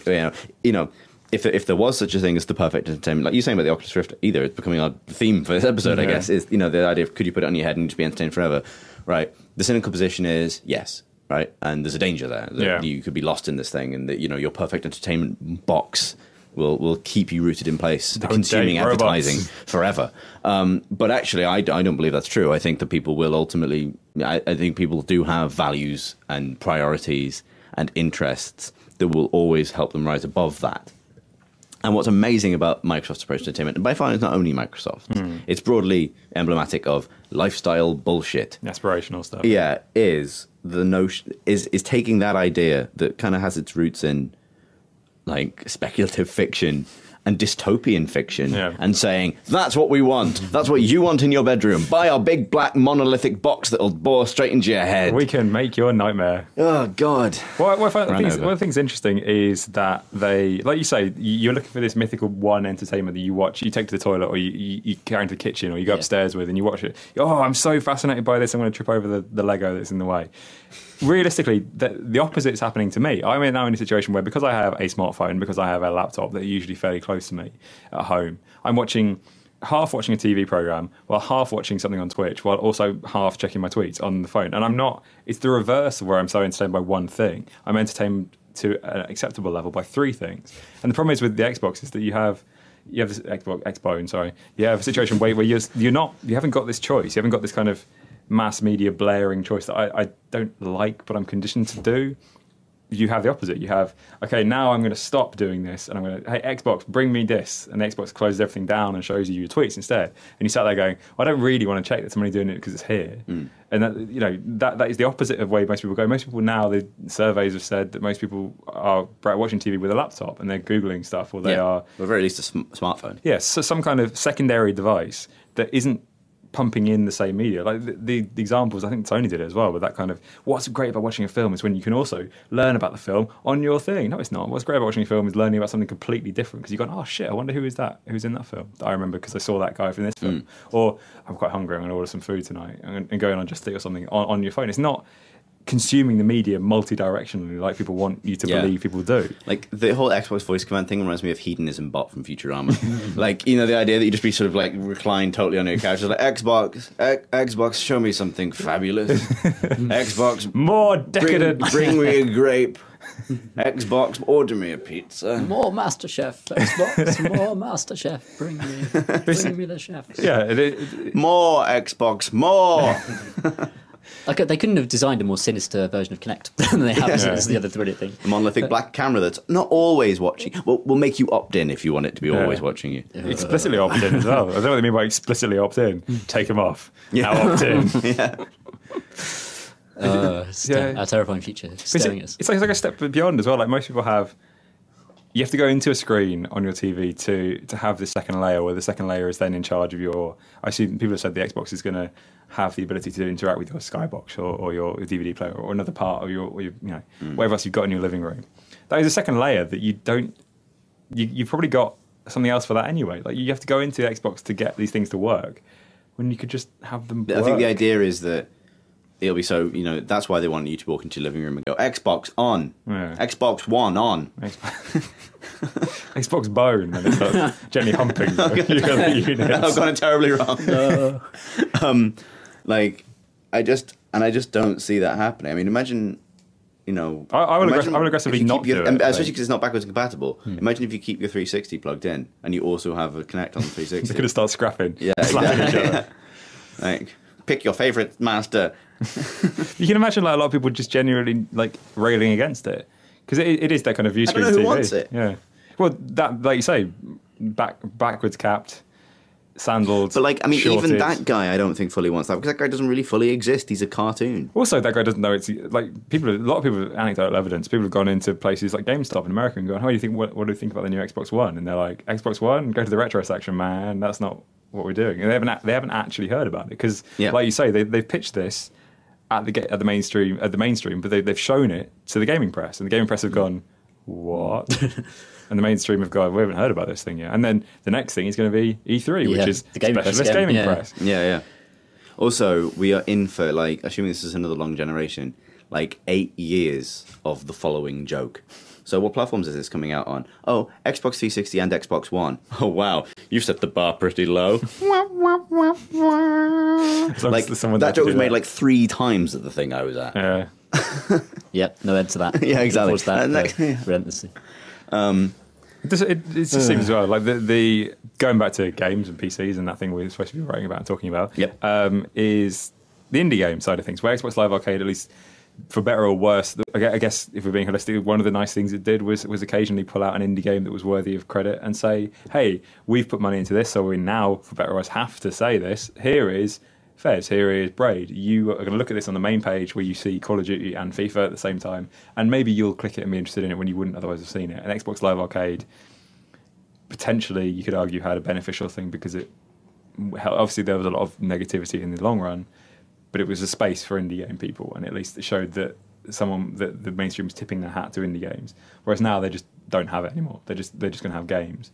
People have asked them about whether they're still going to have an Xbox Live Arcade side of things, or whether they will push indie games. And said, we will still push our own games. It will be entirely curated, and whatever we think is going to be good will be good. So that means then that all the games like Explosion Man, which is a fairly small, well received but not hugely popular game that came out and was quite fun, that got a larger than normal arcade presence because it came out in the summer of arcade, will now not probably have that again, and no one will have that opportunity to do that again. So it's bad for the Xbox. I guess it's good for us, because everybody gets pushed over to PC instead. Yeah, I mean, this is the thing. Like, if you don't make assumptions about what your audience wants, which is what PCs don't, because people make their own PCs. most of the time. Even if you buy a PC, it's just a tool. Then guess what? You avoid broadly patronising everybody in the entire world. Which is, I think, is a good thing. Yeah, I think so as well. I think if you treat people with intelligence, you deserve to be rewarded for it. Yeah. And at the moment, like, maybe a final point from me on this. I thought if these two console announced conferences had been the other way around, so Microsoft announced back in March, I think it was, and Sony was this week, everyone would probably be saying how smart a response to Microsoft's dumb conference the Sony conference was, right? Because, they didn't show the hardware, but it was all just people who make games up on stage talking about games, and maybe you didn't like all of those games, but, hey, this is John Blow. Yeah. Like, and it was an active break with the past as well. We realised we did some things a bit wrong here. Let's fix these things. Especially, and like... So people have been drawing some interesting parallels to Microsoft's attitude and Sony's attitude on PS3. before the PS3, which is quite interesting, actually, when you look at how that turned out for both parties. Yeah, exactly. There's been vast sea changes within Sony as well in terms of management, and people who actually realise that you can't not look at Steam and the success of Steam and the success of the PC and say, wait a minute, they're doing something right here. Maybe we can tap into a bit of that and get the goodwill back. And I mean, at least from... Like people have said... There's that kind of anti-negativity on Twitter and places like that where people have kind of gone round again and said, well, it can't be that all bad about the Xbox One. But then those people have also said that people were complaining a lot about the Sony one. And looking back, I had a kind of a search through people's tweets yesterday, and they weren't. The people were quite like, oh, this is acceptable to talk about indie games. Like, say, John Blow's on stage. Like, Jesus, that's quite a... To get someone who's anti-mainstream in a lot of ways, someone like that on the mainstream stage to say... Here is my game. I kind of believe in this thing. Actually, maybe it'll be okay. That probably means, maybe this is a good thing. So this is the interest. Like this is the thing as well. Like so, consoles have become less and less relevant to me over the years. I used to be there was definitely a period in my life where I only really played games on console because I couldn't afford a decent PC. And then since I did get a good PC, especially as I ended up in this job, I've played PC games more and more to the point of sort of phased out all of my other kind of gaming things. And I was really looking at this console generation to become relevant to me again. Right, like I may well miss this console generation, and the only one I'm now really even considering sideways is the PS3, and that's if it does deliver on a bunch of the things that it's saying it will. I'm far more likely to get whatever kind of the best of whatever happens with under the Steambox kind of name, like at the moment. And it's sort of it's so weird how like I thought maybe I'm being a bit precious about it and saying maybe they're not doing anything for me. Why? How dare they chase people who actually have some money? But like. Nonetheless, I felt like there would be more braver thinking involved, given the amount of money being spent. And maybe that is a complete contradiction. Maybe because the amount of money being spent, it's hyper-conservative. You have to kind of mould it until the edges have gone off so much that you can't even work out what it was. Yeah, but like it certainly feels irrelevant to me. Yeah. Shall we quickly answer the questions from Twitter that are relevant to the Xbox One, and then move on to the rest of the questions from Twitter? That would thematically make sense. Yeah. Simo Kautis, I think, sorry if I get that wrong, says... Will the new consoles mean better or worse ports to PC? I think it might mean different things because if Microsoft are doing this heavy exclusivity and if Sony are doing this different break, maybe we won't. This is all. I can't actually imagine it's going to happen, but it might be the situation where you don't have someone making it for Xbox and PS3. You have, and then a port to PC. Maybe you end up with a PS3 game that gets ported to PC, which should be fairly easy given that all reports point to that just being our PC in a box with nice RAM, basically. Lovely RAM. Lovely RAM. It is lovely RAM. It's like 2 steps ahead of like regular PC RAM. So they're only good things. But I wonder if maybe you end up in a situation where you get one console porting over rather than the other one. In which case, you just see me through the PS3 one and PS4 one. I reckon, I think maybe the nature of the situation will change. I mean, I think broadly ports will be better because there's no weird shit going on with the PS3 architecture, which has made it hard for everybody. If everyone's basically developing for a PC, that's easier. I think that the problems, if there are problems, will be in terms of, again, exclusivity agreements and things like that, meaning we get things late or not at all. And that, in broad part, I think will be down to probably the fact that consoles, as we understand them, are on the way out, I still think. Because, they'll either change into something else, media centers, or they will become so indistinguishable from PCs that we, won't be able to meaningfully... Become like Steam boxes, basically. But it won't be able to meaningfully differentiate them anyway. Yeah. And, one of the last things these manufacturers can do to shore up the survival of that format is exclusivity agreements. So that might hurt the PC. Which is why the way the DLC is going, the way the pre-order bonuses are going, the way that is to lock it down for a short period of time beforehand, which is Yeah. I mean, you can see that it's crisis management, I think. yeah, the Xbox. That's why they made a big deal about things like Ultimate Team, and COD DLC being pretty much the two biggest money spinners in the DLC market by a long way. I mean, Ultimate Team is insanely huge, and both those things. By just saying, you heard them both on stage, but just a very small portion of it will come slightly earlier than you'll get anywhere else, and that was enough to get like Obviously, there's plants in the audience, but. Yeah, I mean, people were screaming excited. plants. It's Plant vs Zombie. People were excited about these slight differences. That's actually a really good joke that you should have used. Yeah, sure do. Yeah. The other side of it, I think, is that PC is kind of exploding as a market for games. Steam has done a huge amount to prove to publishers that they can make a lot of money by having PC versions of their games. People are becoming increasingly aware of it as well. Yeah, as a thing. and so I think we'll actually begin to see things less as ports. I think, hopefully, that the kind of the dark old days of every game, no one wanting to develop for PC first or whatever, are kind of behind us or is fading. So that will help as well, simply because things won't be ports. It'd be useful to find out what the Xbox's actual tech specs are, because if they are wildly different, like the PS3s were to the Xboxes, maybe that'll change stuff. But unless your PC's got 8 billion transistors or more, I have no idea how many transistors my PC has. Count them, Chris. Irrelevant. Pop it open and count them up. It's strange because I think we've been for a rough year, because not just because of the exclusivity, but I think they're both 8-core systems, the Xbox and the PS3. And so people are designing very carefully for that CPU setup, those who don't have that on PC, and we don't really have, we do have some, but they're quite premium things at the moment, and they'll come down in a year's time. People who have quad cores, or people still rocking dual core CPUs, will struggle to run that stuff, and it might be problematic. I do wonder if Intel and AMD have been sat, all things seem to suggest they've been sat on fairly, cheaper stuff for a long while, but it's just no need yet. I think so. I mean, it seems like AMD are doing both the console setups as well, which is going to be interesting for NVIDIA and how games will run on NVIDIA GPUs. AMD have always kind of had a tie. They did the GameCube and the PS2, I think, at the same time. NVIDIA have kind of there's going to be some technical shenanigans which might make some bad ports for us, but we'll see.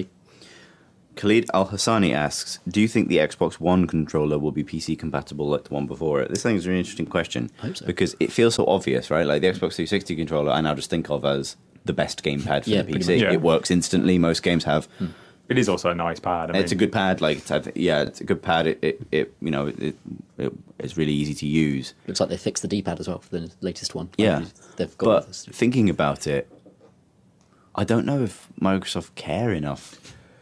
The issue would be, I guess, you can connect. Obviously it's just a USB connection as is, and even to the 360 as well. But I wonder if if they are chasing Apple, and they are, but Apple's focus has always been, let's have a USB port or something like that, but let's put in a pointless nub to make you spend a whole load of money on it, because it's Apple, it's design. We designed it this way, and I wonder if Microsoft will go, hey, wait a minute, that's what they do. That would be cool. Let's do that. Let's put a pointless nub on it. That means you can't connect it to a USB port. You can only connect it to our Xbox USB port instead. Yeah. See, there's all sorts of stupid decisions they could make. And the only answer to that question is we don't probably know. not give them any ideas. Yeah. You could get a wireless one to connect to your PC, but you have to have a wireless PC connectee pack. Yeah. And they were expensive and stupid. So the answer should be, I guess we could just, I like the Xbox controller as is. Yeah. We'll keep using the Xbox controller probably. But hopefully we need to know the tech specs, I guess, beforehand. Okie dokie. We should ask people over there, though, if they can, people who went to the thing. Raven asks, what happens to the games industry if Xbox One sells amazingly because of Sports-N-CoD? How realistic is this anyway? We kind of touched on whether or not, I definitely don't think that the magic Sports-N-CoD man exists in large numbers. Magic Sports-N-CoD. I think Richard's right when he says that sports fans are really, really well catered for. In media, in the people who runs those sports, that is a pretty amazing industry, really. And there's a huge amount of money in it. But if you're a fan of that industry, you're pretty well served. And I don't know if the generalist device is, like Rich said, going to be important to you. The thing is as well, this is kind of answering the question properly, but the things with Netflix, people have, the Xbox, the joke now is it's a Netflix box, and the Xbox 360 is a Netflix box, and if you have a Netflix box, you can see Netflix. You don't need a better Netflix, because it doesn't change the movie unless it's super 3D or something. But it's not. It's just you want to watch the rest of the development on it. therefore you have a box that does it already. I can't see Dr. Von Sports-N-CoD generalist going, I need Dr. Von to... Sports-N-CoD. He didn't spend all the time in college for no reason. Who's this guy? The title of this episode was going to be David Foster Worley until Dr. Von Sports-N-CoD. It's come out. I don't know what I'm going to do now. He spent 6 years If you at listen to this, you Sports-N-CoD know. college. Yeah. But yeah, I can't imagine he's gonna. On Sports-N-CoD. But to answer the question, Was he the focus group? He's the one man they spoke to. He is. All of my- the Sports-N-CoD family. But the question itself, I can't see much changing in terms of actual games. Like I think if anything, what that will happen is that will pull the X-Bone over towards the mainstream, and that will leave more space for Steam to fill it up. Pull the X-Bone close to the funny bone. Yeah. You put the X-Bone close to the That was the HDMI pass-in. proprietary HDMI passing. Maybe. Yeah, in terms of it's a crazy success, and it proves every negative assumption they've ever made about humanity. I just think this will lead to the fun kind of dystopian future, where a kind of underground of developers continue to make PC strategy games and everything we actually like. Yeah, there's more space for us to play in the car park. Really, like there's. Yeah, it's yeah. Kind of just Valve will a bit of extra continue to room. be Valve. Like indies will continue to be indie. Well, I went to see Doge's not Paradox. going anywhere, so I'm fine. I went to see Paradox the other day, and they were just like, well, we have no interest in any of this. We want to make games. We like making games. And there are a lot of developers, obviously, maybe smaller ones and things like that, but there are a lot of developers and publishers who are very happy with their market share as is, thank you very much, and don't have the financial clout and also don't have the financial need to be chasing this Sports-N-CoD man. But when they catch him, we'll find out. Run, Dr. Von Sports-N-CoD. I look forward to The watching world this, chases you. America's best police chases in its Sports-N-CoD on a little Sports-N-CoD bike. flip-flops. Dr. Von Sports-N-CoD, the college years. That's what's coming up. But has he got a doctorate if he's in college? Well, he's just finishing his doctorate. But when you He's come a out, grad student. yeah, you got to put it on his CV, or he's not going to get a job. Because you've done PhD for 6 years. You need to put it down. Yeah. He's just put his paper out. Yeah, on the mainstream. Okay, we've got so many Twitter questions and we're overrunning so badly. Let's keep going. We had a few more about X-Bone. Jenna L. Griffin asks, here's an idea. PC gaming will overtake the console market because it's the only platform with no gimmicks. Hasn't it kind of already has? Yeah. Given that League of Legends are doing a thing on that recently, and just kind of looking at the stats of that is ludicrous. I mean, League of Legends had 5 million people play it concurrently last month, and that's more than Steam. And that's more than play. I mean, 1.4 million people play Call of Duty on Xbox. So if you extrapolate that out, 1.2 million probably people play on PS3. So there's 3 million people charitably playing Call of Duty, which is the biggest game on Xbox and console. Based on when I talked to Wargaming, the World of Tanks creators, and looking at other stats, like PC gaming is doing really well in China. When people who managed to get published in China, for places like World of Tanks and EVE Online has their own server in China. StarCraft 2 is in China, I think. It's big in China. Yeah, and those games are huge there, and they're getting audiences all by themselves in that country that are going to challenge COD eventually. The problem is it's the market like looking at them rather than actually the results. I mean, PC gaming, I think is I don't know the numbers exactly, but from anecdotal stuff that I've checked, there are a set of games, World of Warcraft, League of Legends, Dota, and World of Tanks, things like that could easily put them in a big fist and punch them at a console, and they'll smash them down. Because The Megazord of just all those games versus the Megazord of Versus COD. Dr. Von Sports-N-CoD. exactly, yeah. He's never going to win. He's never going to win. Oh, okay, it's Megazord. PC Megazord. PC Megazord, yeah. He's very polite. Hello. Where's a cardigan? Sounds like that spider. Yeah, so I don't I should forget about that. Craig McCormick, who's presumably not related to you, Rich I don't think so. McCormick. I'm an only child, unless I've got some kind of secret A brother. fellow son of Horse Lord. No, it's good name, well done. Says, I want to upgrade my pre-built PC and I have no clue what to do. Any tips or guides you can point me towards to get started? How do I go about changing my hard drive, transfer the operating system, games, etc.? We did a We've done how to build a PC. we've got a video on that online a while ago, and- but I think they've all gone now. We do quite regularly do features on them in the magazine. It probably is time that we should start looking into doing another Yeah, one. there's a YouTube video I'll link in the show notes as well as building a PC, kind of what to think about. In terms of transferring OS, games, etc., I would read up on the specific OS you're using and what exactly you're looking to transfer, because there are easier and harder ways of doing it. The other thing you can do Fresh reinstall is always a good idea, to be honest. is also if you do want to go freshly reinstall, this kind of cancels out. But if you did just want to just pull your hard drive out and put it in a new PC, assuming it's SATA or an ID motherboard if you got one, but put that in your new PC and you'll have that your brain transplanted, basically. Put your head in it. Put your head in it. So there you go. That's Yeah, the okay. third title for this one. That should be the title of the podcast. I don't know. This Stick your head in it. Yeah. Maybe I'll just see Craig at the meetup, the family name meetup this year, and tell him how to do it. Yeah. When all McCormicks are in one place. All the Sorry, horse to meet. lords. Yeah. Who's the The horse lord? meeting's the horse lords. We'll all turn up on horses. None of us can ride them, though. Just trail. Nick Wheeler asks, I've hidden something surprising somewhere in the podcast studio. Can you find it? It's Chris, and we found it. Hey! Fruitman1 asks, what did you think of Fez when it finally arrived on PC? I haven't played it. I haven't played I it. haven't played it. It's my shame. We all think it's something we should play. Yeah, I guess. Yeah. Craig, Couldn't stick your head in it. no, just Doesn't have a head. Spin your head We around. established that earlier. Yeah. Craig Owens reviewed it for us, and he loves it. He really loves it. Graham, I think's played it and likes it as well. It's the kind of game everybody says, well, you need to have a notepad, which sounds fun because that sounds like something I've not done before. But then again, I have no notepad upstairs in my gaming room, so Thwarted. That is cool story. I could cool just take one story, upstairs while thinking about Dr. it. Von Sports-N-CoD. I'm not him. He doesn't exist. He's not real. Who is Can't Dr. prove Von anything. Sports-N-CoD? Where on earth is he? Well, Where on earth is Dr. Von... he's with Carmen. Okay. No one ever Actually, looked for her in San Carman Diego, is the did other one, based on the Xbox presentation. Carman San Diego. Where in the world is Carman? He's in San Diego. Well, they didn't ever look for her there, though, did they? In the show. Well, in San Diego. Yeah. We've completely lost the We plot. Stephen Wilkins says, looking forward to... And I get what he is trying... This is the acronym for the re-release of Final Fantasy XIV. But as far as I can tell, it's for fucks of That's what I say when I stub my toe. No, but look at this. Is that not for fucks of Yeah, that's the pirate swearing. It does the sound of a pirate stubbing his toe. Like, for fuck's sake. So I actually don't know what ARR means. A realm reborn. A Realm Reborn. Are you looking forward to Final Fantasy XIV, A Realm Reborn? Breathe in. I played Final Fantasy XI religiously for 4 years, and no MMO since then has held my interest long term. I interviewed them a long, long time ago when they released the terrible and abortive first version of Final Fantasy XIV, when I asked them what other MMOs they'd played to get examples of this, and I expected them to say WoW or Guild Wars, and they said, we played a lot of Final Fantasy XI.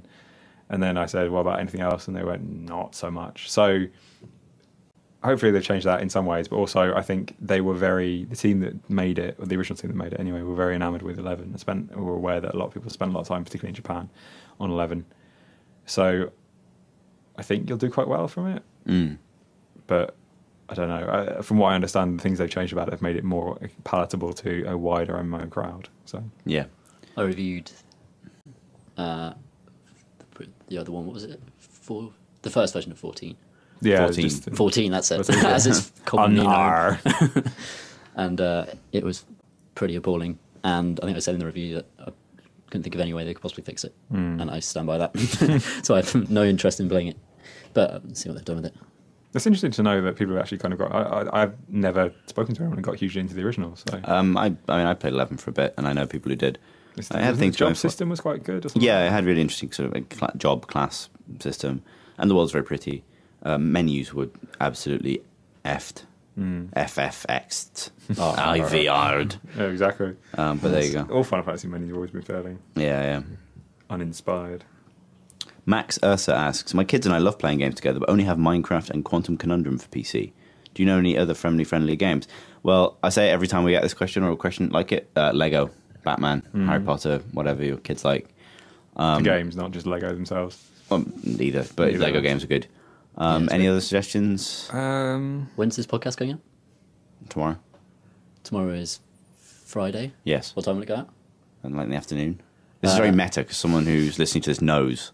Yeah, sorry. In that case, What's Friday like, Joe Danger, person? which is coming to PC this Okay. year. That's a good one. And finally, Spill on Xbox Live Arcade. That's a fun family game, lots of multiplayer. Make your own levels with your kids. Is it? Race across them. I'm trying to think. Alex Wiltshire, who's now departed editor of Edge, I think he played Thomas Was Alone with kids as well. I think that was a good one. They just kind of, I think he just sat with them while they played it and kind of talked them through it, and not talked them through it, but talked with them while they played Get it. your kids to play That's Super Hexagon from a really young age. Yeah. And have Yeah. amazing reaction. Or StarCraft, then you can make Yeah, money yeah. off them as well. You turn the blood down a bit, but This is Rich Yeah. gets married, moves to Asia, starts StarCraft farm. it's a dream. It's a dream.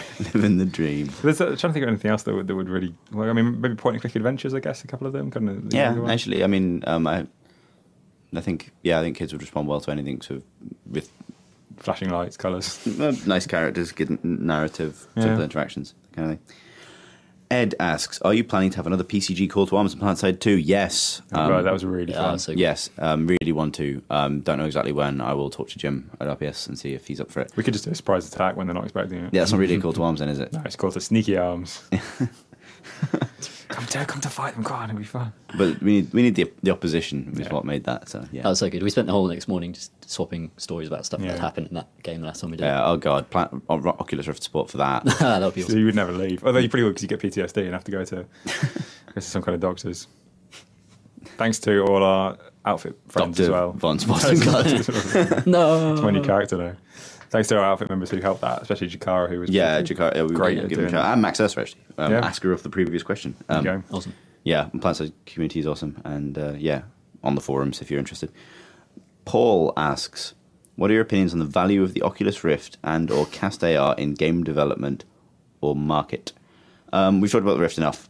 Cast AR is the one that's just been announced, the one that projects onto a screen. So you're actually interacting with something that to your eyes look like a hologram in front of you by a bunch of ex-Valve people. Interesting. Oh, that was it's the one that they got took, you know, fired from, because they Valve had a decision between AR and VR, and they went with VR rather than AR. Yeah, I don't know if necessarily it was it firing, or was it just there was a couple of like... I think there's a couple of people there was a thing on The Verge or on Polygon about it recently that just kind of explained there was apparently like a company difference in opinion that was, some people said alternate reality was better rather than VR was better, and the company went we're going to go with VR instead, and the AR people went okay, we want to do this elsewhere. So fair enough. And it looked pretty cool, but it's so impossible to judge from a video anyway. So I wonder if it would change board games, things like that. yeah, Oh, cool. that'd be cool. Yeah, that would be cool actually. Like Hollow Chess. Gotta let the Wookiee win. Finally. Yeah. Red asks, "Do you know if any genuinely scary-looking horror titles are set to come out in 2013, 2014? There's that one recently, I can't remember what it's called, on Greenlight that was plonks you Forest. on the forest. Is The it called The Forest? We have a preview of that up today when There we you talked go. to them about it. There's a video of that. Looks Link exciting. in the show notes. Yep, of course. And yeah, that looks nice. It dumps you on a forest, and the video starts off with you. It looks like a survival sim, and then you just got to pitch a tent and make yourself comfortable and get food and that kind of thing. And then when night falls, it ends up with kind of the creatures from, what was that? The Descent, pretty much. The Descent, yeah. Yeah. Like those things turn up and start doing Leaping out the nasty trees things to you. and kind of attacking you. There's another zombie one as well, recently-ish. Techland have just announced their new one as well. Yeah, that's right. Yeah, this I morning. don't know if Dying Don't know Light. about it though. people will be extending a huge amount of trust into No. Techland. Oh, Which is a shame, given Gunslinger was made by them as well. It seems to be that they Yeah, I kind don't know of what's shot going on themselves in the foot with that. in slow motion. Yeah. But the Routine is an interesting Greenlight project, indie survival horror set on the moon base, abandoned moon base, where you're kind of going from around the corridors. There's a beast hunting you, and it's kind of procedural, so you attack you in scripted sequences. It'll kind of hunt you around and stuff. That sounds really interesting. And also Amnesia Machine for Pigs as well. Yeah.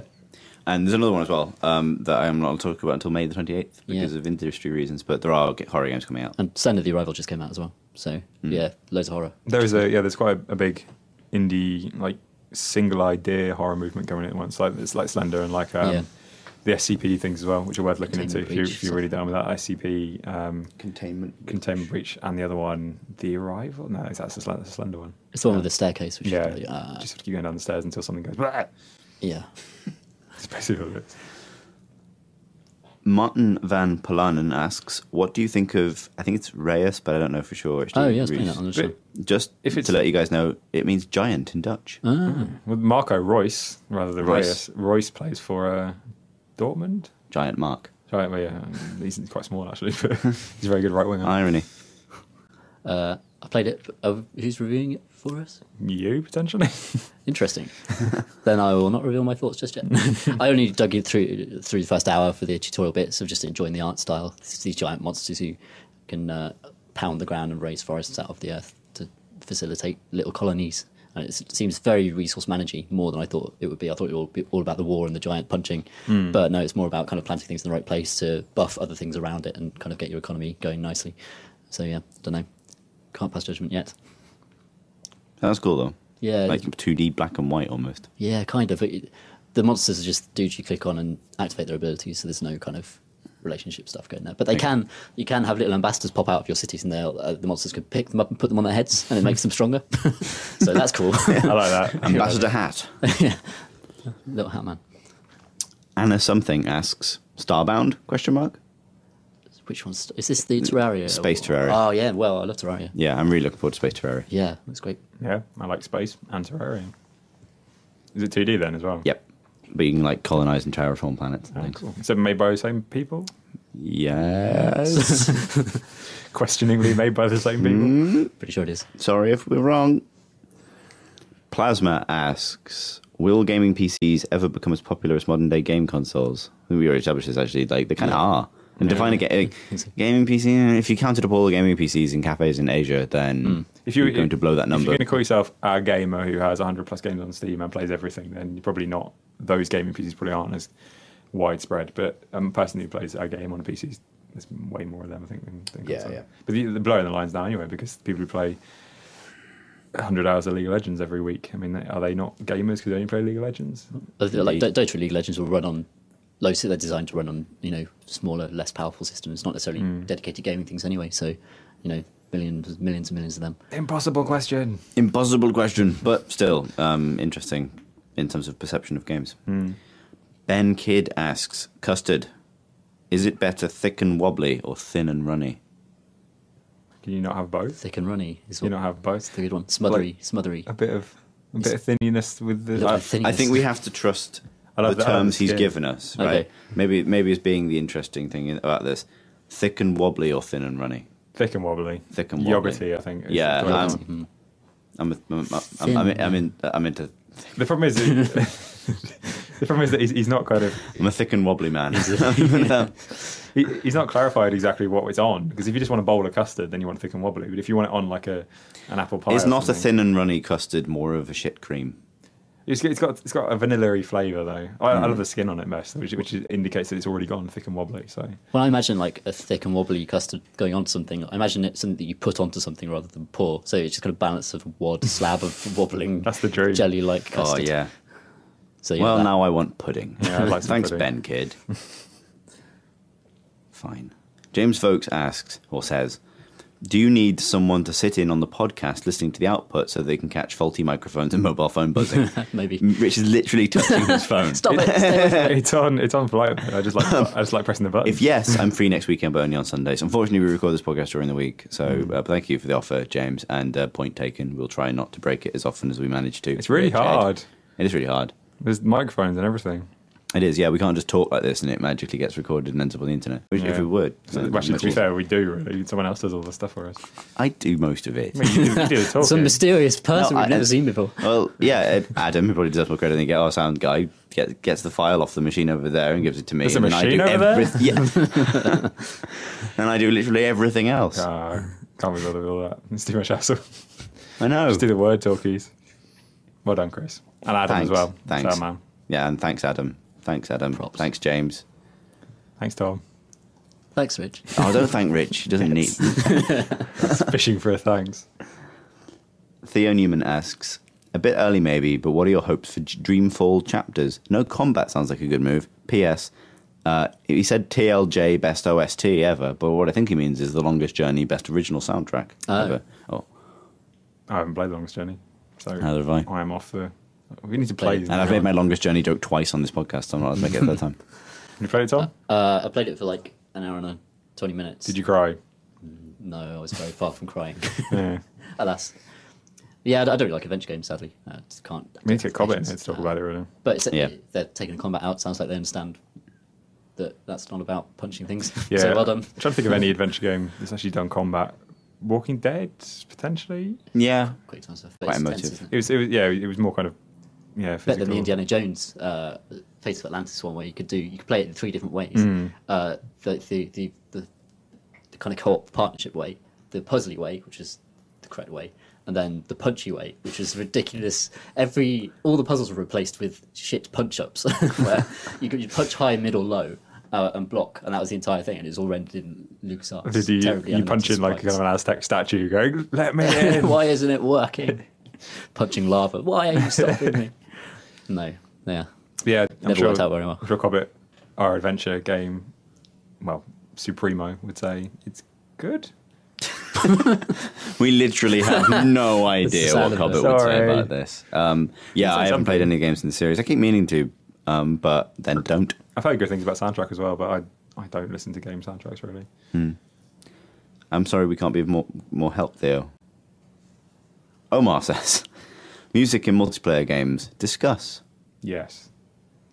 In what context? Yes, because the StarCraft Terran theme tune is one of the best songs ever written. Well, the jangly guitar stuff. Yeah. Yeah. I mean, yeah, I definitely kind of have that, the Protoss music stuck in my mind for playing multiplayer. But that said, though, like, I do turn, like, Dota music down because it's really fucking loud. And also, you're on Skype talking to people. I think it's probably we're on Skype. I wonder if it would be different if... Like, I think if you know, proper dynamic music systems that, like, kick in just as I'm playing awesomely, like...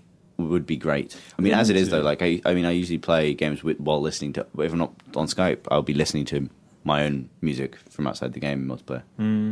Especially shooters. I could never really do that, but I see other people do. Like streamers obviously do. Like a lot of streamers, like Destiny and Idra, you watch them, and they will be playing what they describe as chill music over top of it. So yeah. I watch Sing play Dota quite a lot, and from Cupid Red Pandas, and he usually has sort of like ballads on in the background. It's quite sweet. It's like Dragon as well from StarCraft.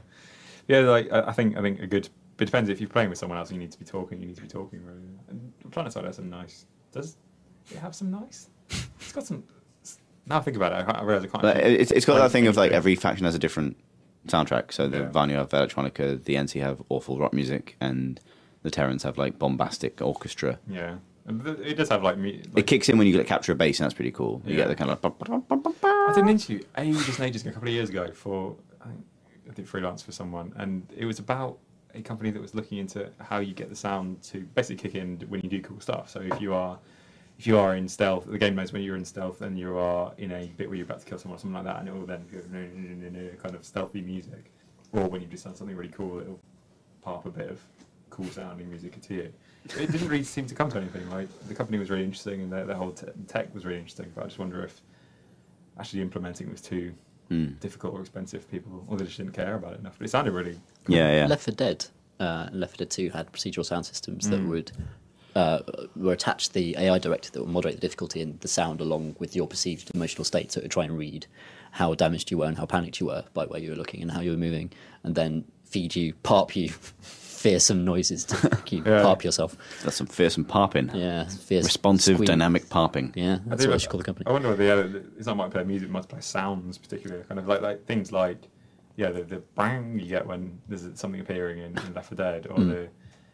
I think what else, like StarCraft has the noises you get when you can't. Like the tank music in Left 4 Dead. So it's like as soon as you hear that, it's not the seeing. Overlord. Yeah. So that kind of thing is now stuck in my. Battlefield, it's quite good when you're getting towards the end of a thing. The music kind of fades in, the da da da da da da da da, and the drums kick in, and actually that's a good example. Yeah, that's quite well. They are more, they're more like snippets rather than a song. I think, apart from the StarCraft one, obviously, which is just, but that's kind of almost like playing a single player game against the computer. Coxix asks, Dota friend, Coxix. Yeah, Dota friend. Yes, well, he is Dota friend. Asks, what's the strangest or most significant gaming dream you've ever had? Oh God. I never dream about games, but for the first time in months, I remembered my dream last night, where I was tasting fish in a restaurant in the middle of the sea, which is floating in the middle of the sea. And then suddenly I was in a water shuttle, which doesn't exist. It's just a little pod, half submerged in the water, and I was told it's the fastest water pod ever. I had to test it, and then it shot me across the ocean at 100 miles an hour. Cool. That's not very fast, though, for a water pod, really, is it? It felt amazing. It felt so fast, it felt like I couldn't breathe. I thought, why aren't these in games? Water pods. I did have an incredibly detailed dream about a game that doesn't exist. I used to go back and completely forgot what it was. I definitely dream about games when I've been playing them. Like systems get stuck playing in my the head. game, right? Yeah, but it would be some combination of reality and the game systems. I had dreams like that about Guild Wars when I was reviewing it. Like suddenly the world was about sort of running around hammering the 1 to 8 keys and following these big paint markers around towards an extra dynamic event. I remember too. I had one when I was in 1998 when I was going to get Ocarina of Time for Christmas. This time I had a PC, but I was playing N64 games. And I couldn't sleep, and I had a very vivid dream about that, but it was mainly just excitement. But the other one I had fairly recently wasn't technically a dream.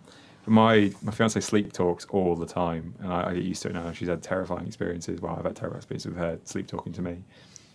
But I don't do that often, but I occasionally do.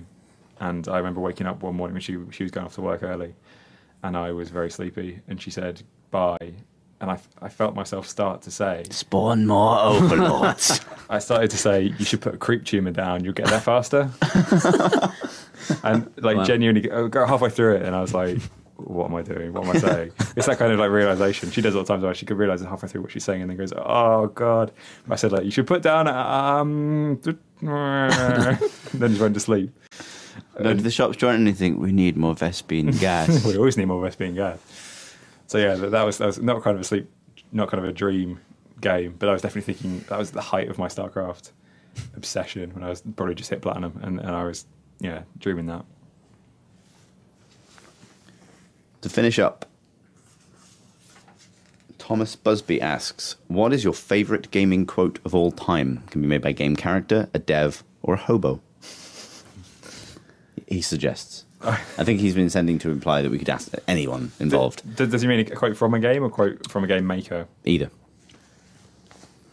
I'm going to say, personally, I'm still tickled by the time, and it's an obvious one, that Peter Molyneux invented the dog. Yeah, that was good. Yeah. Like that, I mean, it's a big good week for game dogs. It's been a big dog week. Yeah. Actually, I will say, like that, watching that conference in that room with all these, like, it was huge cynicism. All the game shows present, like everyone was like, oh, "Fuck this! This isn't for us." Competing for retweets, but the one thing we did all like was the dog. Yeah. You know what I mean? Like everyone likes the dog. Everyone likes the dog, yeah. So Peter Molyneux, thank you for inventing the dog. Without you, that presentation would have had nothing. It's that four-leg... Oh, it's weird. It's got ears and everything. But I love it. It was having more fun in games development than anyone else present in the Xbox conference. Yeah. I just love the little pajamas it was wearing. Yeah, his little jacket. Yeah. Little war jacket. I like... it's not... There's two that are not particularly PC-based, but I like Gears of War... It's the thing that Cliffy B said, it's going to be a very mature emotional story, and then the bit where they go, he's sinking the city with a giant worm. That was fun. And also there's a Kaz Hirai with the Ridge Racer. That was also fun, just because the cuts you get on the internet for that. But in terms of game people quotes, also what's the name of the Bulletstorm man? So there are a lot of quotable things in it, but when the dinosaur falls into the hole, and he says, I can't remember his name exactly was, but I think he calls him, I was going to call him Waggleton P. Tallywhacker, which is a funny name. And then that came out of nowhere, and I wasn't expecting it. And I like calling things Trons or Tons anyway. You do, yeah. So Dr. Von would be another one, yeah. And that made me laugh a lot. So actually, Bulletstorm's a good source of game quotes. Is that the one where Jennifer Hale threatens to shoot him in the dick or something? Yeah. That's a really good line. Tom? I think, this is really obscure, but there's a bark that goons make in The Darkness, which is Starbury's superhero shooter game, where they shout, stick your face out so I can shoot you in the face. And I think that every time I play a shooter now, whenever I see enemies popping up, I just keep thinking, stick your face out. Stick your head in it. Put your head in it. I just love that bark. Do it. I think in slightly more meaningful terms, the Mass Effect DLC, what's the last one called? Citadel. We can't spoil this for people though. It's so good. Yeah. The last line is it's heartbreaking. Yeah. That's really good. That's really good. Yeah. Well delivered, male and female as well. So. As are many of the very funny lines in that as well. I would say that I think you missed it, Chris, when you did it. If you're gonna do Citadel and you haven't done it yet, next to the bed, pick up the data pad. Oh yeah, I've seen it now. I went back and found it because that for me was genuinely affecting. I had to put that. I had to step away from that for a fair while just because fucking hell. If we get talking Mass Effect, it'll be here for another half an hour. But no. Anyway, thank you for sending us your questions. I'll put a shout out on Twitter next time. I think we're done gentlemen. I think we've talked about everything there is Marvellous. to talk about. And there is. Goodbye, internet friends. Goodbye. Goodbye.